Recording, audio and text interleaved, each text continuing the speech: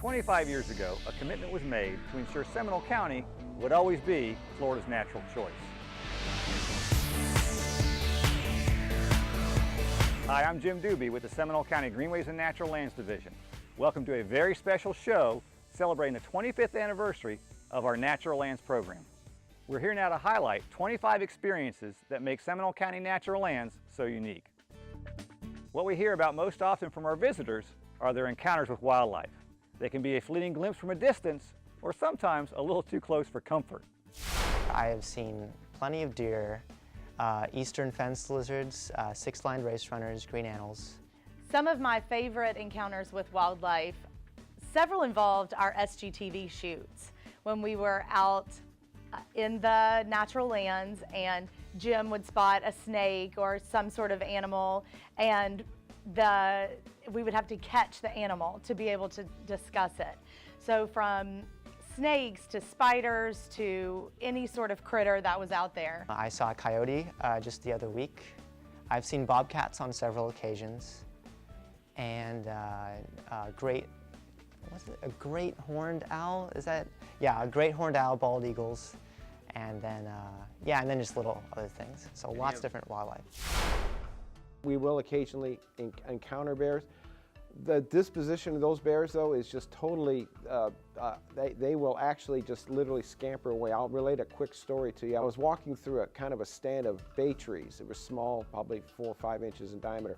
So I was in the middle of this bay tree stand, and all of a sudden I'm hearing this crashing and this, and I'm thinking, well, that's not a deer, that's got to be a bear. Well, I went ahead and climbed up a bay tree right there. I just hoisted myself about 25 feet in the air, and I was waiting up. So then I just made a yell, and the bear froze. I yelled again, and in a blink of an eye, that bear was gone. He just took right off, and he didn't know where I was because I was 25 feet in the air. So he's looking around on the ground, but that was enough for him. So in my opinion, and these bears in these natural areas, they're just going to be, you're not going to have any worries, unlike the bears you find in the northern parts of the United States. So when you're out there and you see the wildlife, if you've seen hog, I don't know if you've seen bear, I know you told me 14 bears. Yeah, well, 14 bears. Are you ever really worried about the wildlife? Have they ever really shown any aggression or come after you? Never, never, nothing like that. They run away from you, they really do. They're more startled than you are in seeing them. But no, I've never been threatened in any manner, at any time. Not even close, nope. Let's see, snake encounters. What type of snake was it? It's non-venomous, orange and black, I think. Corn snake? Yeah, a corn snake, yeah. At the Lake Proctor Wilderness area, I encountered a corn snake, and it's just this beautiful animal. It's really pretty. Lots of black racers out there too. Actually, I've seen them actually catch stuff out there, which is always interesting. Or basking. So you've actually seen nature in action with the snake catching something? Yeah, the lizard darted, and then just boom, the snake just cut from the side and grabbed the little guy. So not good for the lizard, but it was very interesting to see. I have several different interesting snake encounters. One of my favorites, I believe, was at Chuliota Wilderness area. And it was when the team found a coach whip out on the property. Just doing some work out on the property, a big coach whip snake was found. That snake was caught, monitored, and of course released back into the wild. But that was the first time I had ever seen a coach whip snake, and so that was interesting. Another one of my favorite snake encounters was when we were filming at the Econ River Wilderness area for SGTV, and Jim found, I can't remember the exact type of water snake, but he went for the water snake, brought it up, and showed it to the camera, and it was a real life Steve Irwin type experience, and it was great. Got it. Woo. The best time to see animals, most biologists, naturalists know, is dawn and dusk. So to be able to be out on the properties, these perfectly quiet, serene properties, when the sun is coming up is really an amazing experience. I had the opportunity to go out with the biologists for the Natural Lands program on several different occasions to do wildlife monitoring very early in the morning. First thing in the morning, you can see everything from rabbits, deer, And I have heard, I did not have the opportunity to see it, but there have been bobcat, and you always have the opportunity to see the tracks and scat first thing in the morning before anybody else has had a chance to go onto the property. So those are just the most peaceful, beautiful times. I do have to say that I was pretty good at calling in owls on the night hikes. The people that would go on my night hike, I gave them a guarantee that we would call in some owls every time. And I kept my word most of the time. I loved watching the children's faces when the owl call would go off in the woods. My own children, I do this at home, and one son now is able to withstand it. At first he was a little scared, and you would see that on the trails sometimes. But once the owl gets called in and you can shine the eyes of the owl, it's just such a neat experience. It's something that you don't get a chance to normally watch unless you live out in the woods. It's just a very cool experience. Mimic one of the owl calls.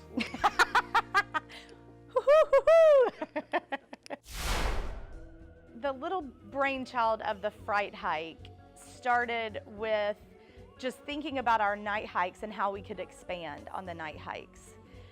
And what better time than Halloween?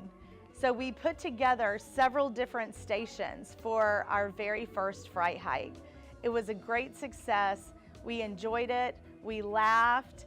We had cauldrons. We had spiders. We had everything that you could think of that embodied the Fright Hike during the Halloween time. Attend any of our Fright hikes? No, I'm afraid to. Maybe Mike was just afraid of Amy's owl call.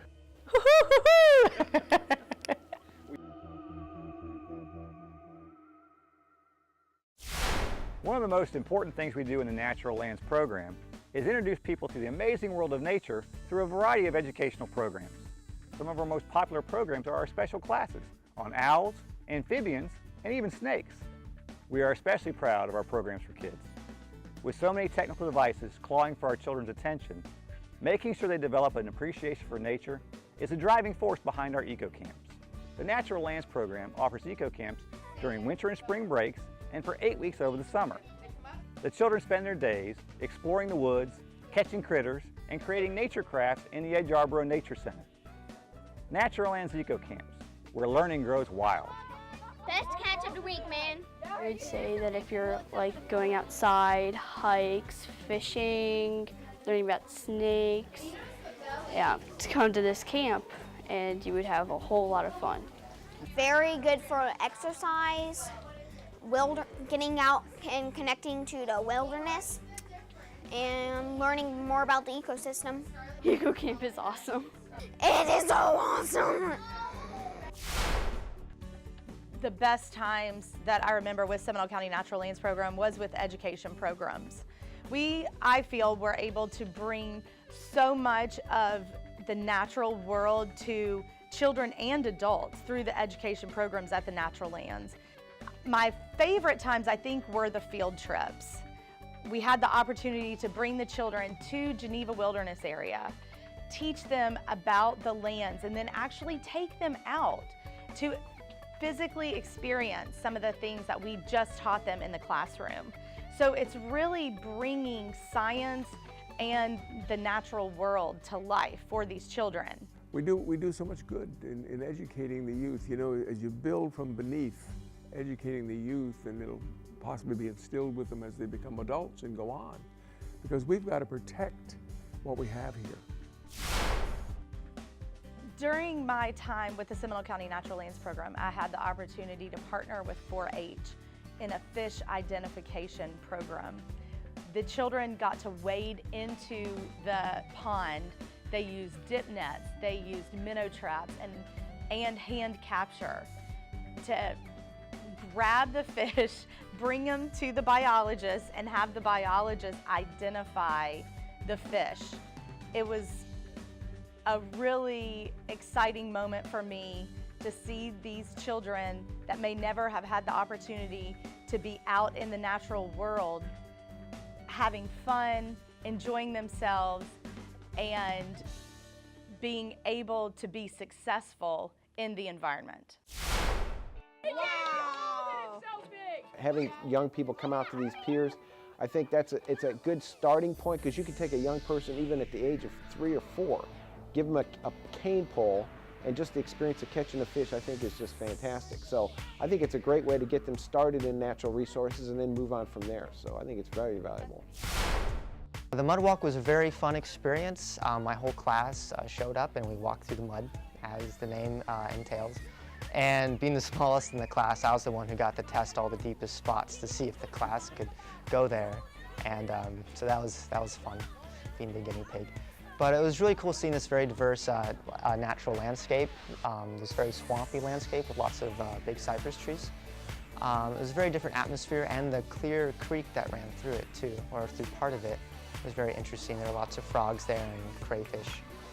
And doing that kind of experience growing up, it really opens your eyes to just how fun nature can be and how different it can be and how important it is to have it there, whether you're there at the time or not. The Seminole County Natural Lands Program has purchased over 6,600 acres of environmentally significant lands throughout the county. These properties were purchased for preservation, outdoor recreation, and education. But is purchase enough? Does preservation end with the purchase of the property? Or do we need to take care of the lands? Many people probably think we should just let nature take its course.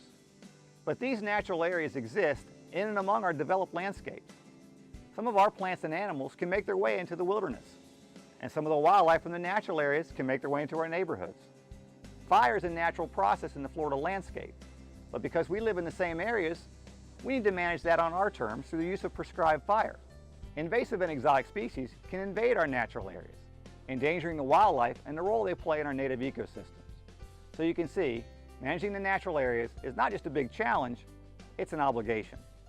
Over the years, the Seminole County Natural Lands Program has accomplished many of its management goals through the use of grants, funding provided by other agencies to help us take care of our woods and wildlife. I worked on several different grants for the Seminole County Natural Lands Program. In 2005-2006, the opportunity came up for the Lake Harney Wilderness area. The Seminole County Natural Lands Program Board chose to purchase that property. In order to put money back into the program for management, maintenance, and to buy other properties, the program decided to go forward with a grant from the Florida Communities Trust. The grant had been attempted before, so I had a foundation for the grant. We didn't get quite enough points to be awarded the grant. So I had the opportunity to go to Tallahassee and argue for our grant in front of the Florida Communities Trust Board. Luckily, we were awarded the points and the money came back into the program. Just grand. We've got, several lakes named for famous President Monroe and Jessup, who captured Osceola, and under a flag of truce. And Lake Harney, Colonel Harney was one of the famous generals in the Seminole Indian Wars. It's just gorgeous. Florida's just magnificent. Just love to be on the water. In fact, Marjorie Kinnan Rawlings, who I look up to so much, is a great darling of Florida literature, said that she couldn't remember any time more enjoyable than a night spent on the banks of the St. Johns River. She said that all her life. So we have a priceless place here. We've got to protect it, and it's just wonderful, magical. The Lake Harney Wilderness area really, it does hold a special place in my heart, just because I worked so hard on obtaining a grant to reimburse the program for the purchase of that property. On the property, I personally have seen twin great horned owls. I photographed them, photographed eagles, several different eagles on that property, and just the beautiful floodplain and hammock. The Econ River is known for alligators, snakes, basically any sort of Florida wildlife. But I've seen alligators sunning themselves on the bank and never disturbing you, just taking in the sun, because they're cold-blooded and they have to. I've seen anhinga with their wings, drying, because they have to do that to dry. It's gorgeous down through there. There was an old bridge down there at one time, and a trail that was an old tram trail that went through from Chuliota up to where your office is. And I discovered some tangerine and orange trees down there, and I thought I had a real scoop. And I discovered that they were probably there because workmen building that tram, that narrow gauge tram to get the wood out of there at the turn of the century, a little after the turn of the century, had oranges in their mess kits and in their lunch buckets, and they threw the seeds and the rinds out, and there was orange trees and tangerine trees growing up alongside the trail. What you can do in your mind's eye is just think the guy's sitting there on a hot day, working hard, something in a lunch pail, you know, and throwing them out and thinking they're not doing anything bad. They're biodegradable maybe, huh? And to look back and remember that this is where people sat and were eating citrus fruit, and now we see the tree. I do remember going at least twice out to the Black Hammock Wilderness area on scouting trips. And maybe once, maybe twice during those scouting trips, the people with us who were going to be the contractors building this boardwalk quit the hike. It's very tough terrain. It is, in order to access the upland parts of the Black Hammock Wilderness area, you had to get through the Black Hammock. And the only way to do that was through the boardwalk. Then when the hurricanes came, it totally changed the landscape again. In 2004, the hurricanes came through the Black Hammock Wilderness area, and we had to reroute the property just a little bit. But once that boardwalk was completed, it became one of the most beautiful areas that Seminole County has. The best times of years to be at the Lake Jesup Wilderness area is in October, when the narrow leaf sunflower blooms. If you're going across 417, you can see just a sea of yellow throughout the property, and it is just beautiful. Oh, the flowers. Well, I kicked myself last year because I didn't stop with the camera and film them, but we're waiting for this year. We see cars parked there all the time, and it's gorgeous. Had a friend of mine show me a picture. He had his arms open like this to the heavens. He was standing in the middle of a field, and just a glory. It's beautiful. The orange-yellow color against the green and the brown, it's just perfect setting.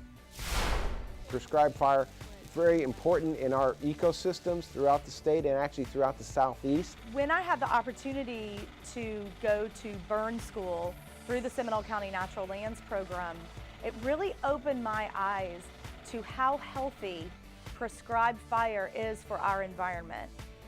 As most people know, naturally, fire started by a lightning strike. Lightning would strike a tree, the lightning would run down the tree and set the natural world on fire. Well, obviously, with homes moving into our landscape, we can't allow lightning fires to run throughout the landscape anymore. So in order for us to keep these ecosystems healthy, we have to safely introduce fire into the landscape. Probably the best thing we could do for our general public is if you could come out about 3 or 4 months after a prescribed burn, you will be amazed at what the growth looks like. It's like a rebirth. It's just spectacular. I've explored some places that were burned, and it was really interesting seeing how the vegetation just seems to naturally come back in a very strong way. A very clean way too. There's not a lot of vines or choking underbrush. It just comes up in a nice way. And of course, seeing like different animals out there too, like the fence swifts, like on the charred logs, having survived the fires.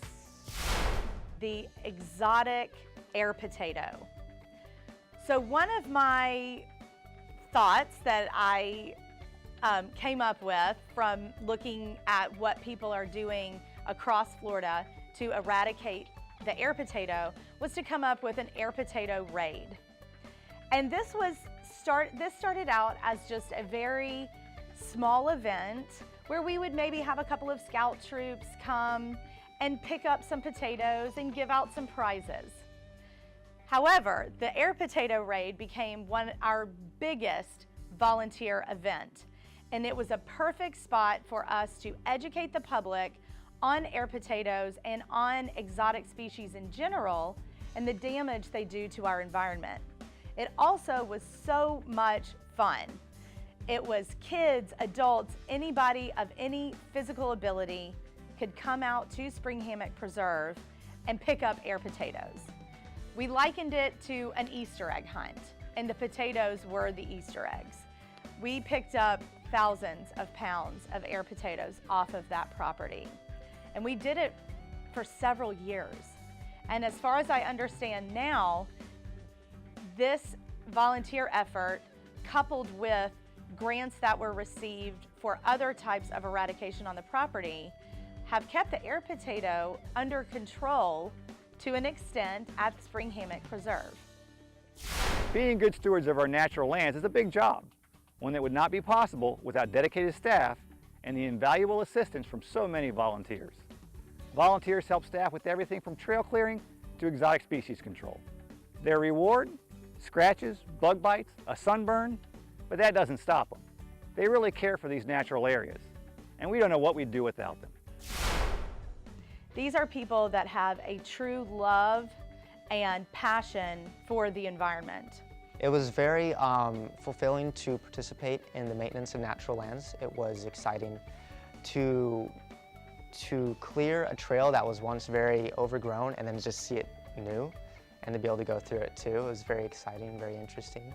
It was a lot of hard work, but it was definitely worth it, and it's the kind of work that you don't usually count the hours at first, yeah. It's just because you're doing something very important, and it helps other people too, because people are going to walk on that trail later. You know, you got to ask that, what do they get out of it? And I ask them that, and everyone has kind of different questions. I think they just like the resource, the natural wildness of it.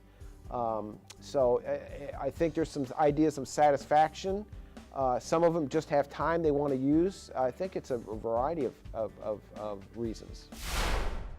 In Florida, there are two types of land turtles. You have the gopher tortoise and the box turtle. In order for us to find out the health of gopher tortoises on our properties, we mark the turtles and the tortoises with a specific scoop marking system. But with limited staff, we thought it was the perfect opportunity to bring on volunteers and train them how to mark and find these different turtles in the habitats. So the turtle team was born, and it started out, there were probably about 10 members or so in our beginning turtle team. They would check out a backpack, they would go hike the wilderness areas, and they would report back what they found on their recording sheets.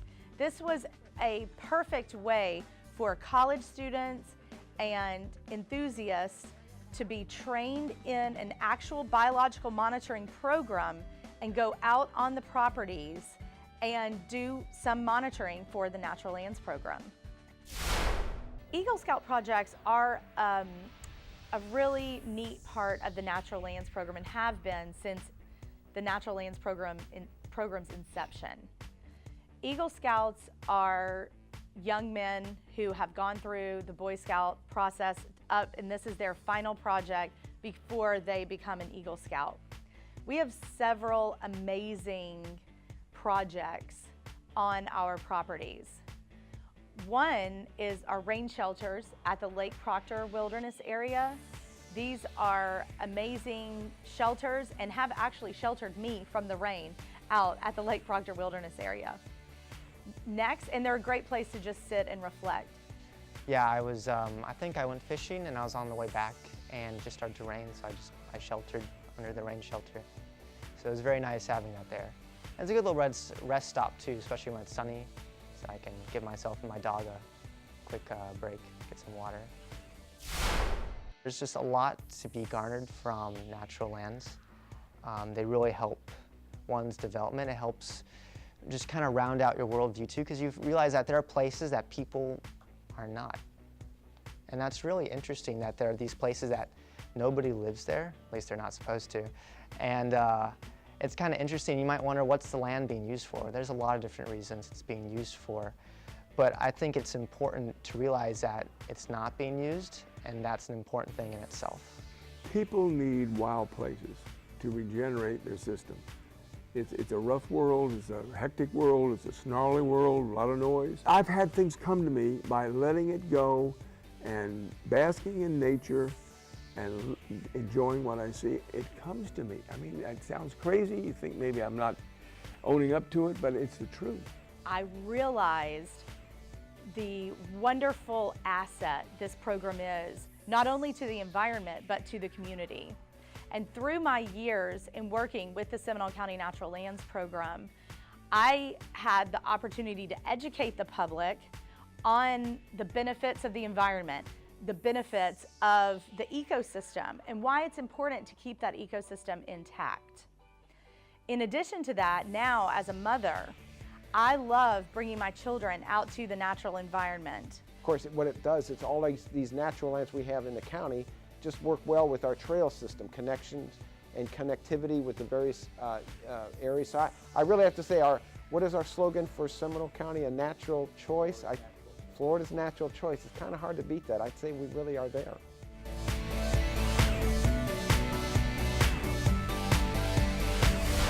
Wow, 25 years, over 6,600 acres preserved, 70 miles of trails to explore, and areas for our wildlife to thrive. Seminole County, you should be proud. We hope you've enjoyed this program, but even more so, we hope you'll get out and enjoy the natural side of Seminole County.